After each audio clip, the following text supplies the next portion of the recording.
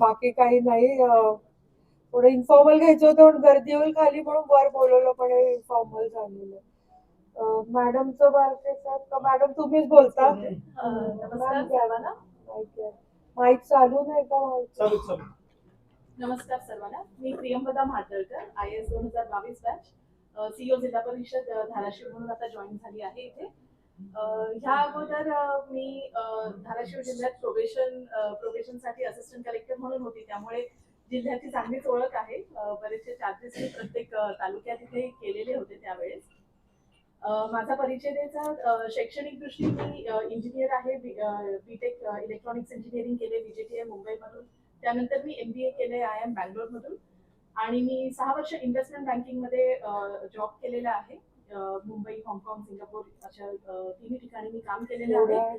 आणि 2021 मध्ये UPSC परीक्षा देऊन मी देशात 13वी आणि महाराष्ट्रातून पहिली आहे. आणि पहिला तुम्ही सॉरी सर्व्हिसेस जॉईन केल्यावर मी धाराशिवमध्ये प्रोफेशनल होती. त्यानंतर मी मिनिस्ट्री ऑफ फायनान्समध्ये असिस्टंट सेक्रेटरीशिप केली. आणि 1 वर्ष मी प्रोजेक्ट ऑफिसर आणि SDM धारणी अमरावती जिल्ह्यात होती. तिथे मेळघाट सारख्या चॅलेंजिंग एरियामध्ये मी काम केलेलं आहे. आणि आता मी इथे धाराशिवला जॉईन झाली आहे.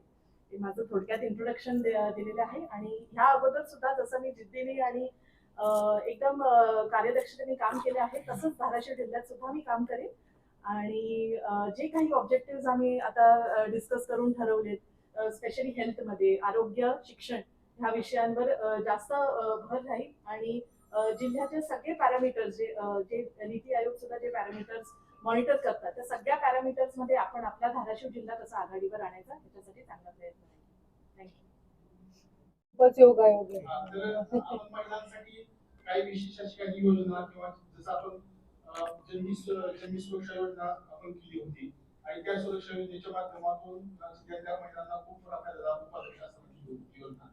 तर तशी कोणती योजना करण्याचं नियोजन वगैरे एक माझ्या आधीच पण ऐकू येतंय का आपल्याला? म्हणजे मध्ये लोक माझ्या आत्ताच मी पण मॅडमना आत्ताच एक 10 मिनिटापूर्वी भेटले, पण आम्ही दोघींनी पण तेच डिस्कस केलं. आम्ही दोघी महिला म्हणून का माहित नाही, पण माझ्या मनात होतं अगोदरच्या स्टर्म मध्ये की अंगणवाडी म्हणजे ज्या गरोदर माता असतात, आपल्या जे पॅरामीटर्स आहे त्याच्यामध्ये कुपोषित बालकं किंवा कमी वजनाचं बाळ, माता मृत्यू, बाल मृत्यू याला हँडल करण्यासाठी आपल्याला तो खाऊ मिळतो. पण मी मॅडमना म्हटलं की माझी इच्छा आहे की यावेळेस आपण आपल्या गरोदर मातांना अंगणवाडीत आणायचं आणि अंगणवाडीत आपण मेनू ठरवून द्यायचं की उसळ भाकरी किंवा दुसऱ्या दिवशी पालकची भाजी भाकरी हेमोग्लोबिनसाठी वॉटेवर आम्ही ठरवू. त्याची कॉस्ट चेक करून आम्ही अंगणवाडीमध्ये बायकांना आणून अशा ताई आमच्या आणतील आणि तिथं जेव घालून तिथं शिजवलं जाईल जेवण आमच्या मदतनीस. आणि ते आम्ही ह्याच्यावर म्हणजे आम्ही वर्कआउट प्लॅन करून ग्रामपंचायतींना कळवून ते आम्ही एक मेजर महिला म्हणून मला चालू करायचंय. कारण ती महिला जर जसं जननी सखीचं आपण म्हणाला, जननी सखीमुळे आपला मुली टू पुरुष रेशो, कारण आपण सगळ्या डिलिव्हरीला तिला 600 रुपये द्यायला लागलो. त्यामुळे नीती आयोगाच्या आरोग्याचे सगळे पॅरामीटर्स, फॉर एक्झाम्पल त्याची नोंदच होत नव्हती गरोदर माताची. ती नोंद दिल्यावर म्हणजे आपण 200 रुपये पहिल्या 3 महिन्यांनी देत होतो. तिचं रजिस्ट्रेशनच केल्यावर तिला 200 रुपये मिळणार होते. आणि मग नंतर रजिस्टर झाल्यावर तिचे सोनोग्राफी, तिचे 3 इंजेक्शन TBचे घेतल्यावर पुढचे 2 म्हणजे सेकंड ट्रायमिस्टर नंतर 200 रुपये आणि थर्ड ट्रायमिस्टरला बाळ डिलिव्हर झाल्यानंतर इकडे बाळ डिलिव्हर झाल्यानंतर मग तिला 200 रुपये मिळणार होते. त्यामुळे त्या आशाताई इतक्या मॉनिटर करायला लागला सगळ्याच प्रेग्नंट बायका. त्यामुळे मी मॅडमना पण आत्ताच म्हटलं माझ्यासाठी सगळ्यात मोठी गोष्ट ही होती की मुलीचा जन्माचा दर वाढला. कोल्हापूर, सातारा, सांगली सारखं मला माईकवर सांगायला आनंद होतो की कोल्हापूर, सातारा, सांगलीपेक्षा आपला दुष्काळग्रस्त मराठवाडा भागामध्ये मुलींचा जन्मदर जेव्हा दुष्काळ होता तेव्हा वाढला, जेव्हा बळीराजा चेतना चालू होतं तेव्हा. तर आता आम्ही पुन्हा ते आयडेंटिफाय म्हणजे त्याला थोडी घेऊन प्रेग्नंटच बाई असताना तिला मॉनिटर करून तिचं बाळ कसं वाढतंय आणि हे करतो याच्यावर करणार आहोत. आमच्या आशांची मागणी होती एक की म्हणजे यांना इकडे तिकडे फिरावं लागतं, तांडे धाराशिव तालुका छोटा आहे, पण बाकी तुळजापूर वगैरे, तांडे वगैरे लांब, म्हणजे जॉग्राफिकली ते खूप लॉंग रस्ते, लांब लांब रस्ते आहेत. म्हणून त्यांना गटप्रवर्तकांना स्कूटी हवी होती, ते आमच्या मनामध्ये आहे. त्यांचा मोबाईल पण ते सगळं भौतिक झाला, पण हे अंगणवाडीमध्ये खाऊ मुलींना द्यायचं हे आमचं आहे. आणि आम्ही ड्राईव्ह घेणार आहोत की जे गर्भाशयाचं कॅन्सरचं जे इंजेक्शनचा विषय आहे तो आम्ही आताच मॅडमला आम्ही दोघे आज पहिल्यांदा, पण आम्ही प्लॅन ठरवू आणि प्रत्येक ग्रामपंचायतीला सांगणारे, प्रत्येक ग्रामपंचायतीने आठवड्यातल्या 4थ्या शनिवारी सगळ्या 14 ते 15 वर्षाच्या मुलींना PHC किंवा जवळच्या उपकेंद्रात आणायचंय आणि त्यांना ती लस देऊन घ्यायची आहे कंपल्सरीली. कारण मला सांगायला वाईट वाटतं, पण महाराष्ट्रात गर्भाशयाचं कॅन्सर असण्याचं प्रमाण धाराशिव जिल्ह्यात जास्त आहेत. कारण आपले आगनमुक्त ते आता कमी झालं होतं, पण आम्ही हे ड्राईव्हवर घेणार आहोत आणि त्याच्यासाठी ग्रामपंचायतींना इन्व्हॉल्व करून त्यांच्याकडे जो आरोग्याचा 25% निधी आहे त्याला हे करून मॅम आपल्याला ते गर्भाशयाचं कॅन्सर आणि दुसरं TB, म्हणजे TBचा एखादा जर पेशंट मॅडम त्या आशाने जर डिटेक्ट करून आणून दिला तर ग्रामपंचायतीने पर पेशंट तिला त्याचं, पण आमचा जो वर्कआउट नाही झालेला आहे, पण म्हणजे अगोदरच आता बोललं, पण हे आमच्या मनामध्ये आहे आरोग्याशी रिलेटेड हे दोन. TB, कारण TB एखादा माणूस थुंकला तर, एखादा छोटा मुलगा त्या रस्त्याने चालला असेल चप्पल न घालता तरी त्याला TB होऊ शकतो. हे खूपच डेंजरस आहे. आणि पोलिओ सारखा आता केंद्राने पण TB देशातनं हटवण्याचं चालू केलं. त्यामुळे आम्ही आमच्या जिल्ह्यामध्ये काहीतरी नाविन्यपूर्ण हे करून मोठ्या संख्येने लोक आणि आशा आमच्या कशा इन्व्हॉल्व्ह होऊन, कारण शेवटी सगळं काम माझ्या, म्हणजे असं नाही मला वाईट बोलले, पण आशा करतात, म्हणजे त्यामुळे आशांना हे करून आम्हाला हे दोन्ही गोष्टी करून घ्यायच्या आरोग्याशी रिलेटेड. ते पण आमच्या अंडर येतं म्हणजे कोणाच्या अंडर येतं हा विषय नाही, पण प्रत्येक गावामधनं मॅम 5 महिला आयडेंटिफाय करून त्यांना या वर्षामध्ये, वर्ष म्हणते मी करत त्याच्या अगोदरच, पण प्रत्येक गावात तरी 5 महिला आयडेंटिफाय करून तिचं कर्ज घेऊन तिला स्वतःच्या पायावर उभं राहण्यासाठी त्यातला आम्ही मीटिंग घेतली. CRPची बैठक घेऊन आम्ही, ही योजना पुरुषांसाठी सुद्धा आहे, पण आम्ही महिला टार्गेट करतोय की 5 महिला ज्यांना कर्ज घेऊन स्वतःच्या पायावर उभं राहायचंय. तुम्हाला माहितीये की योजना केंद्र सरकारने लागू केल्यानंतर आणि राज्य सरकारने सलग 4 वर्ष आपण महाराष्ट्रात 1 नंबर लावत आपल्या टार्गेटच्या 123% आपण हाय गेलोय. म्हणजे आपल्याला जास्त बाकीच्या जिल्ह्यांचे पैसे बँकेला मिळू शकतात कर्जासाठी. तर आपण आपले, माझ्या मनात मी 5 प्रत्येक गावात केलेलं आहे, शहरात सुद्धा प्रत्येक प्रभागा वॉर्डामध्ये ते आम्ही महिलांसाठी करतोय. ते मॅडम, आपण जिल्हा परिषद अध्यक्ष मंडळ स्पर्धा स्वीकारला, त्याच्यानंतर सर्व स्टुडंटची मीटिंग घेतली होती सर्व विभागाची.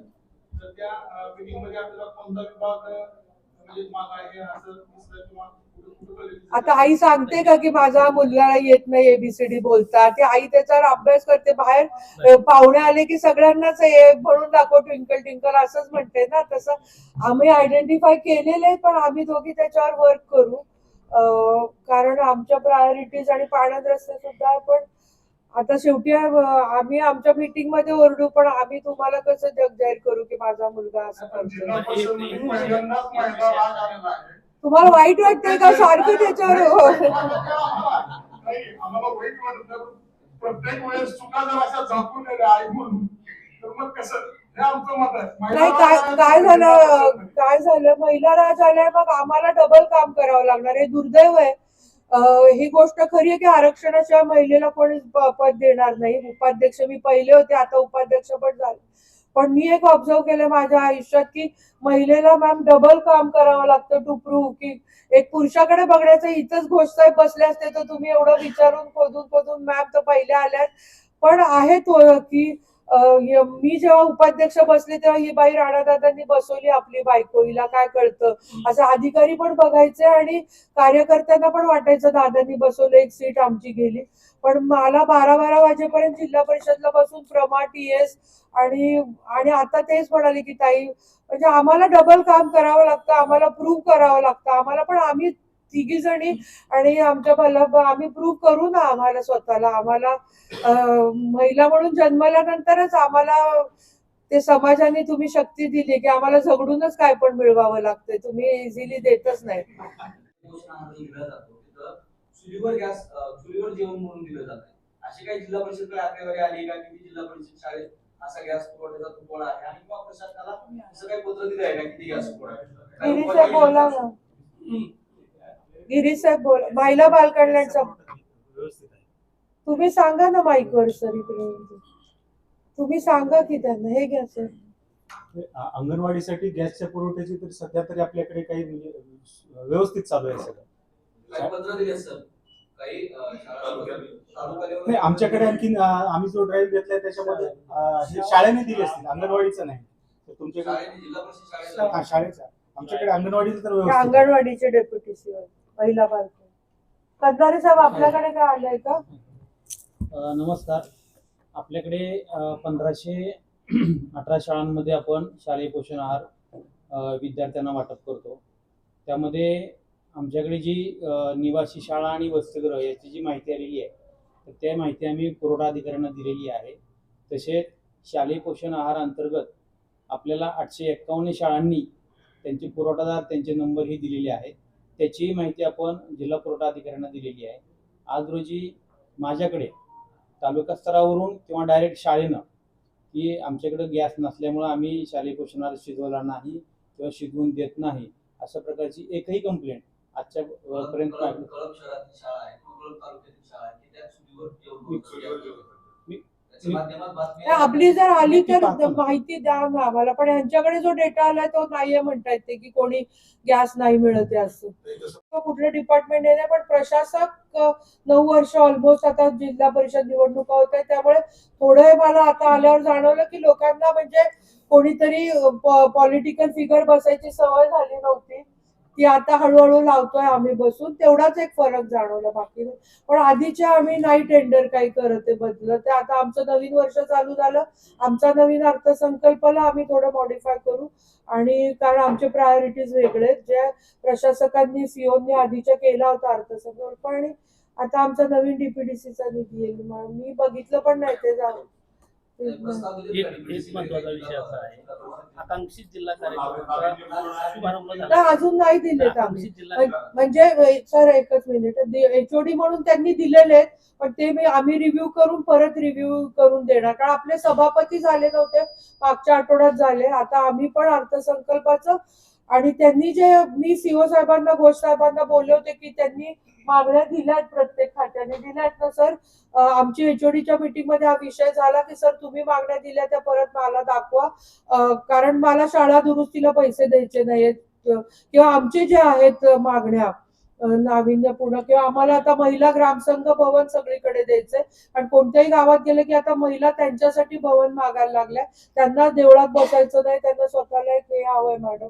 तर ते आमचे जे आहे ते आम्ही ठरवू. थोडा वेळ सध्या थोडं नाही स्टेबिलिटी ना पण आम्ही आमच्या मागण्या डीपीडीसी कडच्या बदलणार आणि कोणत्या खात्याला कोणत्या आमचं जे ऑब्जेक्टिव्ह ठरलंय त्याप्रमाणे आम्ही त्याच्यापर्यंत निधी डीपीडीसी मध्ये मागून घेणार. सेमी 100% आमच्या जिल्ह्यातल्या शाळा सेमी इंग्लिश करण्यासाठी आम्ही या वर्षामध्ये जून पासून सगळ्या शाळा सेमी इंग्लिश करतो. नाही त्यांचा सेमी इंग्लिश महत्वाचा विषय तो हँडल करते ना. तुमच्या माध्यमातून सांगते की हा मेजर आमचा निर्णय माझा आणि मॅडम सीओ मॅडमचा आणि शिक्षण अधिकारी साहेबांचा आणि घोष साहेबांचा पण आधी झालेला होता की आम्ही सगळ्या शाळा आम्ही शाळा व्यवस्थापन समितीकडनं आम्ही सगळ्या शिक्षक संघटनांची पण बोललो आम्ही पालकांशी बोललो आणि आम्ही सगळ्या शाळा आपल्या सेमी इंग्लिश करतोय आणि त्याच्यासाठी जे जे करावं लागेल आम्हाला ते आम्ही करणार. तडवळा पॅटर्न माझी शाळा सुंदर शाळा योजनेअंतर्गत आत्ताच मॅडमशी बोललो की आम्ही शासन त्यांना पैसे देतच आहे पण आम्ही जिल्हा परिषद सेस अंतर्गत अशा शाळांना बक्षीस देणार आहे. त्याच्यामध्ये प्रत्येक शाळेने काय नाविन्यपूर्ण केलं ऑब्विस गोष्ट आहे की जे एखादा आम्हाला गोष्ट आवडली ती आम्ही बाकीच्या शाळांमध्ये जसं गुढीपाडवा प्रवेश वाढवा हा कळंबमध्ये त्यांनी चालू केला होता. आता तो जिल्हाभर पॅटर्न राबवला जातोय त्याच्यामुळे आपल्या 2,500 जिल्हा परिषदेचे प्रवेश वाढले. तो महाराष्ट्र राज्याने पॅटर्न राबवला बरोबर आहे ना कंधारे साहेब. तसंच एखाद्या शाळेचा जो आला 24 तास शाळा चालू ठेवणं प्रत्येक ठिकाणी आम्हाला करणं, आम्ही अभ्यास करू आणि करू, पण आम्ही आता माझी शाळा सुंदर शाळाच्या अंतर्गत जे काही चांगले प्रस्ताव येतील त्याला आम्ही पण बक्षीस देणार आहे आणि त्याच्यातले आम्ही राबवायचे ते उपक्रम प्रयत्न करू. कारण चेस सारखा एखादा गेम जर एखाद्या शाळेने पुढे आणला किंवा आता आम्ही गोष्टीची पुस्तकं पण वाचायचं म्हणजे आम्ही करणार होते पुढच्या ह्याच्यामध्ये आपण म्हणजे सांगू. काही तुम्ही निवडून आल्यानंतर असं म्हटलं होतं की केरला जिल्ह्याची उपराजधानी करणार आहे. नेमकं आहे ती ऑलरेडी. त्या उपराजधानीला काय मिळणार आहे? आज उपराजधानी करण्यासाठी तुमचा नेमका काय मी अध्यक्ष झाल्या म्हटलं तर ती आता उपराजधानी झाली आजर. आता ते म्हणजे त्याच्यात तो विषय नाही. उपराजधानी करणार म्हणजे प्रत्येक जण आपापलं गाव आपापला मतदारसंघ चांगला करण्यासाठी प्रयत्न करतोच. पण तेर हे सांस्कृतिक दृष्ट्या राणादादांनी म्हणजे तुळजाभवानी नंतर आपल्याला तेर हे गोरोबा काकाचं वारकरी संप्रदायाचं पीठ आहे. जसं देऊ आळंदी हे सगळे जर डेव्हलप झाले तर त्या पद्धतीने मराठवाड्यामधलं हे वारकरी क्षेत्र आणि खरं म्हणजे मराठवाडा ही संतांची भूमी म्हणतात. त्यामुळे राणादादा तेर तुळजापूर रस्ता असो किंवा आपण मेजर जर तुम्हाला पाहिजे असेल काय तर आपण एक तिथं संग्रहालय स्थापित करतोय जे मोबाईल असेल म्हणजे गोरोबा काकांच्या बाऱ्या. मी मागे एकदा पत्रकार परिषदेत बोलले की गोरोबा काकांच्या चरित्रावर 12 एपिसोड्स घेऊन तिथं जे आले त्यांना की गोरोबा काका मातीत उडवतायत, अभंगाचा आवाज पुढे गेल्यावर ते बाळ मृत्युमुखी पडतंय किंवा ते हात कापून घेतायत, असं करून आम्ही आमच्या फक्त गोरोबा काकांचं मागणी केली होती पर्यटन विभागाला. पण त्यांनी सगळ्या संतांचं घ्या म्हणून आम्हाला सांगितलं. इंग्रजवाडीच्या 250 एकर जागेमध्ये आपण ते डेव्हलप करतोय म्हणून तेर इंग्रजवाडी रस्त्याला पण 5.5 कोटी दिलाय. तेर इंग्रजवाडी 2 किलोमीटर आहे पण जागा इंग्रजवाडीला आणि तेर तुळजापूर म्हणजे तुळजापूरला आलेला पर्यटक आपण तेरला आणतो आणि बाकी तर गोष्टी करतोच आहे ना. प्रत्येक गाव चांगलं करावं लागतंय तसं करतोच आहे आम्ही. आकांक्षित जिल्हा कार्यक्रमामध्ये मार्च अखेरपर्यंत उद्दिष्ट ठेवलं होतं आपले इंडिकेटर्स पूर्ण करण्यासंदर्भात. मागच्या वेळी आपल्याला ब्रॉन्झ पदक मिळालं होतं. तर मध्ये जो उद्घाटनाचा कार्यक्रम झाला त्यात शिवसाहेबांनी असं सांगितलं होतं की आपण मार्चची डेडलाईन ठेवून त्याच्या अनुषंगाने इंडिकेटर्स मध्ये जास्तीत जास्त काम करून आपलं उद्दिष्ट आपण पूर्ण करणार आहे. तर आता मार्च संपलाय, आता त्याचं स्टेटस काय आहे? मी एचओडीचा विचारते कारण का सरांनी मला सांगितलेलं की ह्याच्यावर भरपूर काम केलं गेलं आहे. आरोग्यामध्ये तर आपण एक नंबरला आहोत. एडीएचओ आले एक डिटेल फिगर जी आहे इव्हॅल्युएशन झालंय का मार्च नंतर ते बघून कळवते. मॅडम आजच 2 दिवस म्हणजे शनिवार सुट्टी होती त्यामुळे पण ब्रॉन्झ आहे आणि आम्ही जे आखतोय आता त्याच्याने आम्ही सिल्वर पर्यंत तरी येऊ या वर्षी. तुम्ही हेल्प करा. ब्रॉन्झ आहे असं करू. आरोग्यात आपण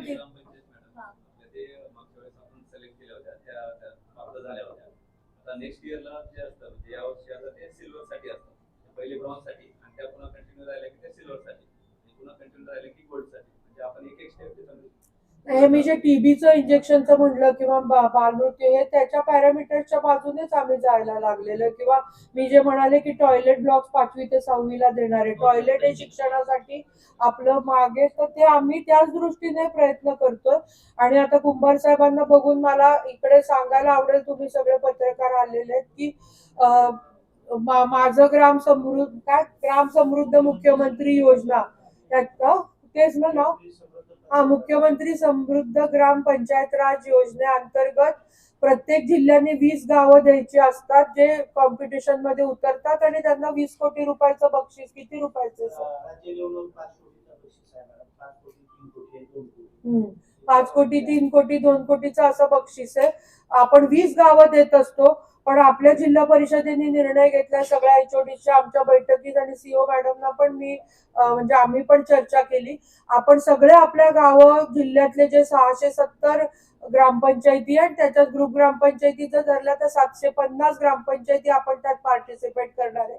आणि जसं हागणदारी मुक्त गाव करताना आपला जिल्हा करताना आपण एक अधिकारी प्रत्येक गावाला अलॉट केला होता जो बघायचा की तिथं टॉयलेट बांधले जात आहेत का नाही.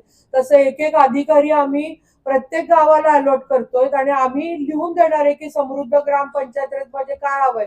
त्याच्यात एक आम्ही पॅरामीटर मला सांगायला आवडेल ते 2 जे माझ्यासाठी खूप महत्वाचे. त्याच्यात हे पण असणार आहे की इंजेक्शन गर्भाशयाचं ते घ्यायचं वगैरे. पण एक गोष्ट महत्वाची की 7 ते 9 प्रत्येक गावामधले टीव्ही बंद होणार, भोंगा वाजवला जाणार, सगळ्या गावातले टीव्ही बंद होणार आणि मुलांनी अभ्यास करायचा.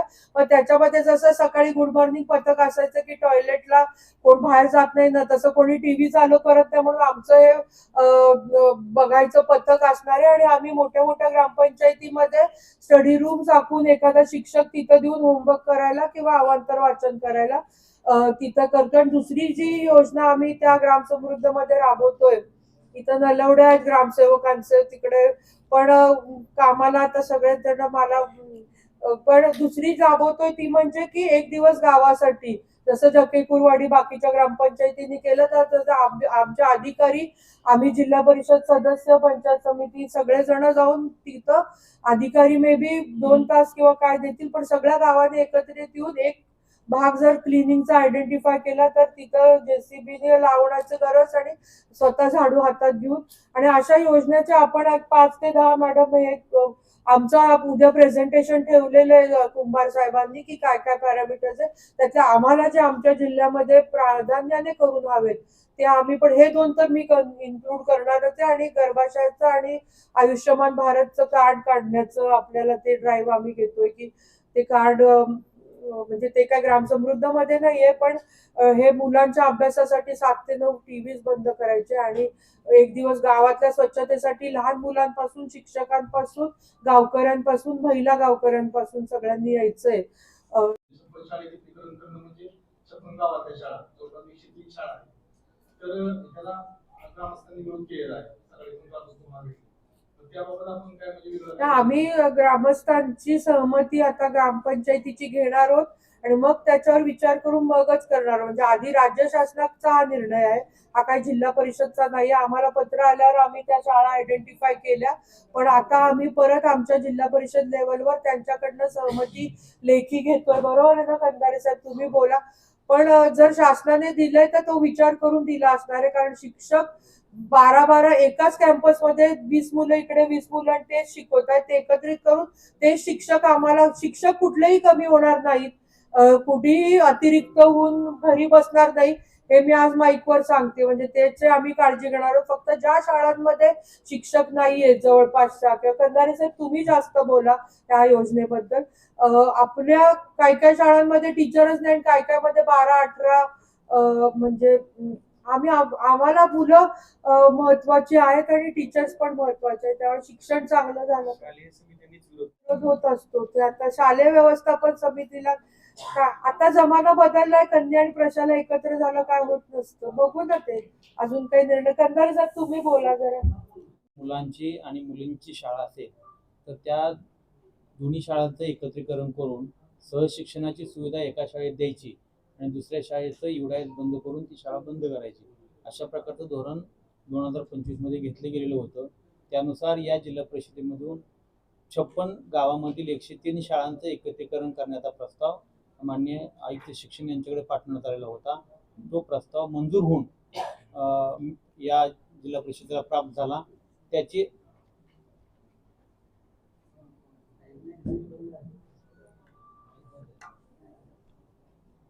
त्याची अंमलबजावणी करण्यासाठीचं पत्र गेल्या 15 दिवसापूर्वी आपण माननीय मुख्य कार्यकारी अधिकारी यांच्या वतीनं आपण निर्गमित केलेलं आहे आणि त्याच्यामध्ये एकत्रीकरण करून त्याचा अहवाल आमच्याकडे सादर करावा असंही कळवलंय. आणि एकत्रीकरणासाठी काही ठिकाणी काही अडचण असेल तर त्याचाही अहवाल आमच्याकडे सादर करा असं कळलेलं आहे. अद्याप आमच्याकडे अहवाल अजून पूर्ण प्राप्त नाही आहेत, तर त्यामुळे काही ठिकाणी एकत्रीकरण झालेलं आहे. जसं आता पत्रकार बंधू म्हणाले की काही ठिकाणी पालकांचा विरोध आहे, तर माझ्याकडे जवळजवळ 6 ते 7 शाळांचे ग्रामस्थ येऊन गेलेले आहेत. त्यांनी माझ्याकडे निवेदनं दिलेली आहेत. त्यामध्ये काही ज्या काही अडचणी आहेत त्या संदर्भानं अडचणी निवारण करण्यासाठी गट शिक्षणाधिकाऱ्यांना आम्ही आता कळवू आणि त्यांचा आम्ही स्पष्ट अहवाल मागून घेऊ. किती शाळेचं आतापर्यंत एकत्रीकरण झालेलं आहे? आतापर्यंत किती शाळेचं एकत्रीकरण झालेलं आहे? नाही, आपल्याला आता 56 गावांमध्ये 103 शाळांचं प्रस्तावित आहे. त्यामध्ये आमच्या आता अहवाल आमच्याकडे अजून पूर्ण अंशाने प्राप्त नाही, त्यामुळे मला ते आकडेवारी आमच्या 13चं करतो आम्ही. पण संख्येचा जो विषय आहे त्याला मूळ कारण आहे प्रायव्हेट इंग्लिश शाळा. तो एक आहे. दुसरं आहे जे जिल्हा परिषदेचे कर्मचारी किंवा शासनाचे कर्मचारी त्यांची मुलं जिल्हा परिषद शाळेमध्ये नाही, तर ते मुलं जिल्हा परिषद शाळेमध्ये घालण्यासाठी नाही, आपली डेमोक्रेटिक कंट्री आहे, त्यामुळे आम्ही कोणाला बळजबरी करू शकत नाही. पण एक सांगेन की आता युनिफॉर्म पण 2 मिळणार आहेत आम्हाला. आम्ही एक युनिफॉर्म करतोय आणि सॉक्स, बूट आणि आता दप्तर पण आहे. आणि आम्ही आता सेमी इंग्लिश चालू केल्यावर कसं आहे, मुलगा काय इंग्लिश बोलतो ते त्या गरीब ऊस तोडणाऱ्या बाईला कळत नाही. पण पोटाला चिमटा काढून ती मुलाला त्या शाळेत घालते इंग्लिश मिडियमला. आम्ही आमच्या सेमी इंग्लिश चालू केलं आणि आमची मुलं इंग्लिश फाडफाड बोलून टायचा युनिफॉर्म घालून गेले. तर हळूहळू बदलेलं आहे. मी म्हणते तसं 2,500 वाढलाय पट. आणि आता आम्ही कॉम्पिटिटिव्ह साठी 1ली पासून 10वी पर्यंत डाएटच्या माध्यमातून मल्टिपल क्वेश्चनचा बँक करून म्हणजे शैक्षणिक हे पण बोललो. आता बोलण्याचं राहिलं माझं मॅडमना पण आम्ही आमची गुणवत्ता सुधारतो. आणि माझ्या दृष्टीने आधी पण म्हणजे माझा पण तसाच होता. जिल्हा परिषदच्या शाळा गुणवत्तेने प्रायव्हेट पेक्षा कितीतरी चांगल्या आहेत. फक्त तो एक स्टिग्मा. आणि आमच्या पण चकचकीत आता शाळा करू बदल होतोय. आमची पटसंख्या वाढतीये. आता आमच्या शाळेत टीव्ही, आता आम्ही इंटरॅक्टिव्ह बोर्ड करून आमची NMMS ला आता जिल्हा परिषद शाळेमधले किती सर 77 मुलं लागले. त्यातले 67 नवोदयला, त्याच्यातले 67 जिल्हा परिषद शाळेतले. फक्त 3 बाहेरचे. काय ते डेटा नीट सांगा खंदारे सर. पण जिल्हा परिषद शाळेतले मुलं माझी पुढे येत आहेत. असं का करतात? मॅडम, काय झालंय की आपले इंटरनॅशनल बोर्ड आपण दिले होते, डिजिटल बोर्ड काही वर्षापूर्वी दिले होते. त्याचे काही जे सॉफ्टवेअर आहे, त्या सॉफ्टवेअरची आता मुदत संपलेली आहे आणि ती बोर्ड आता नाही दिलेच नव्हते ना इंटरॅक्टिव्ह बोर्ड. इंटरॅक्टिव्ह बोर्ड दिले नाही दिले ना. आम्ही तरी नव्हते गुप्ता दिले. साहेब असताना दिले. नाही दिले होते. दिले नाही तो. नाही दिले ते कॅन्सल केलं की. किती ते झालं बिचारा त्या मुलांना मिळालेच नाही. कॅन्सल झालं ते टेंडर. 594 पैकी साधारणतः 336 काम आपले पूर्ण आहेत. ह्याच्यापैकी ज्या जलजीवन मिशनच्या कॅटेगरीशन केलं होतं, A category, B category, C category. A म्हणजे केवळ न जोडण्या होत्या, B म्हणजे रेट्रोफिटिंग होती, C म्हणजे टोटल न्यू स्कीम होती आणि त्याच्यानंतर सोलर स्कीम होती. अशा टोटल 594 पैकी सध्यास्थितीत 250 कामाला आपला सुरळीत पाणी पुरवठा सुरू आहे आपल्या ABC मधून. आणि सोलार मधून साधारणतः 28, असं जवळपास 578 कामं आपली पाणी पुरवठा सुरू आहेत.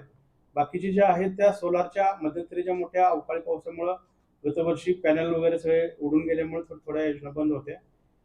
आणि ह्या ज्या योजना सध्या सुरू आहेत त्या पूर्ण क्षमतेने 55 लिटर प्रमाणे आपण सगळ्या पाणी देतोय. ज्या स्कीम्स रखडल्या आहेत किंवा राहिल्या आहेत त्याच्या संदर्भात विभागीय स्तरावर माननीय मुका यांच्या आदेशाखाली बैठक झाली. या बैठकीमध्ये आपण साधारणतः 15 कॉन्ट्रॅक्टरला ब्लॅकलिस्ट केलेलं आहे. 120 कॉन्ट्रॅक्टरला आपण दंडासह मुदतवाढ दिलेली आहे. बाकीच्या जवळपास गतवर्षी मार्च 25 पासून आज अखेर जलजीवन मिशनला तुटपुंजा निधी म्हणण्यापेक्षा नील निधी म्हणलं तरी चालेल, निधी अभावी थोडीशी कामं बंद होती. आता आज काल येईल असा निधीची अपेक्षा होती. निधी जर उपलब्ध झाला तर बाकीच्या सर्व स्कीम्स आम्ही पूर्ण करण्याचा माननीय अध्यक्ष मॅडम आणि माननीय सीए मॅडमच्या आदेशाला आम्ही थोडं प्रयत्न करू. 1 रुपया निधी आला नाही. नाही आणि येतोय सर, येतोय या आणि आठवड्यामध्ये. आराखडा जो म्हणले नाही सर आपण, येतोय. आणि सर निधी अभावी नका आराखडा जो म्हणले सर आपण 2 फेज मध्ये आराखडा होता.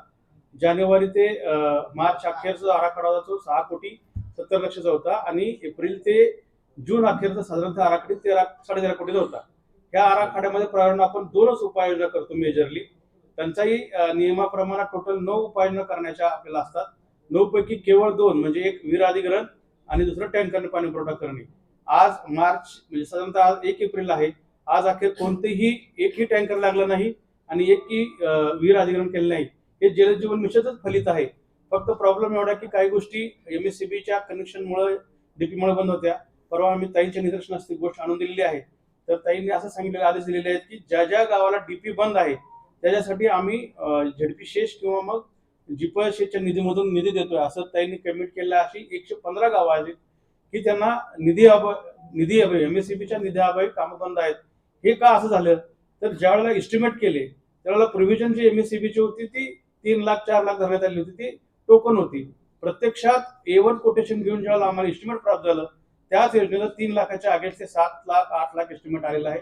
ह्या डिस्प्यूटमुळे MSCBच्या कारणामुळे आमच्या योजना बंद आहेत आणि आम्ही हा प्रयत्न करतोय. निधी उपलब्ध झाल्यानंतर आम्ही प्रामुख्यानं सर्व योजना पूर्ण करतोय. केंद्र शासनाच्या ज्या वेगवेगळ्या पोर्टल्स आहेत त्याच्यामध्ये आम्ही परवाच महाळिंग्या आणि दौदपूरला जल अर्पण दिवस माननीय सीओ सरांच्या अधिखाली कलेक्टर सरांच्या वर्षामिकानार्थ दिवस झालेले आहेत की त्या गावचं पूर्ण आम्ही शूटिंग करून गावामध्ये पाणी येतं हे सगळ्याला दाखवून मग योजना हस्तांतरण करणार आहोत. परवा ताईंनी पण सूचना दिलेल्या आहेत की ह्या ज्या योजना पूर्ण होणार आहेत ते BDO साहेबांच्या निगराणीखाली आणि त्यांनी यश म्हणल्यानंतर त्या योजना आम्ही हँडओव्हर करणार आहोत. ज्याला आपण केलं, परंतु त्या लोहारा तालुक्यातील खेडेगावचा भ्रष्टाचार आरोप आपण केला, त्याचं काय? त्याची तक्रार दिल्यानंतर तुम्ही निधी त्याला दिलाय, त्याचं भ्रष्टाचाराचं काय करणार?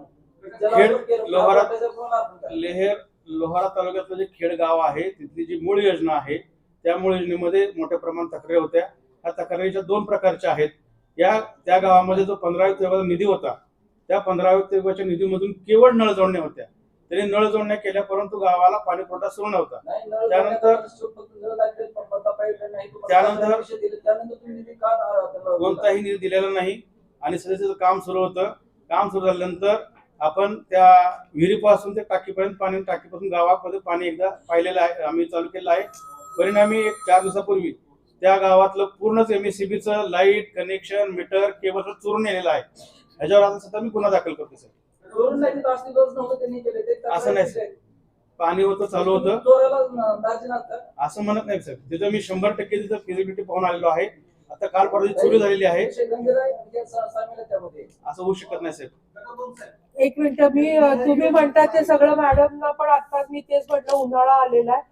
प्राधान्याने आपण जलजीवनची कामं जी चुकीची झालेली आहेत त्याची माहिती घ्यायला दुर्दैवाने गोसाहेब म्हणजे आम्ही येऊन गोसाहेब लगेच गेले, पण हे प्राधान्याने तुम्ही म्हणता म्हणून मी गप्प बसले होते. पण जलजीवनची कामं जी अर्धवट आहे किंवा जुनीच पाईपलाईन टाकून नवीन पाईपलाईनचं किंवा पाईपलाईन खाली गेलेली नाहीये किंवा काही पण झालेलं आहे मला माहिती, कारण 30 वर्ष याच्या पुढे योजना दुसरी येणार नाही आणि आता जलजीवन बंद झाली आहे. त्यामुळे आता जरी पैसे नीट एकेका गावाला, आता मॅडमना मी 5 मिनिटापूर्वीच अगदी जळकोट गावाला 12.5 कोटीची योजना झाली आणि पाणी आलेलं नाहीये. तुळजापूर तालुक्यात मेजर झालेल्या गोष्ट. ते सगळ्या गावांची मॅडम हे आपल्याला प्राधान्याने पुढच्या आठवड्यामध्ये.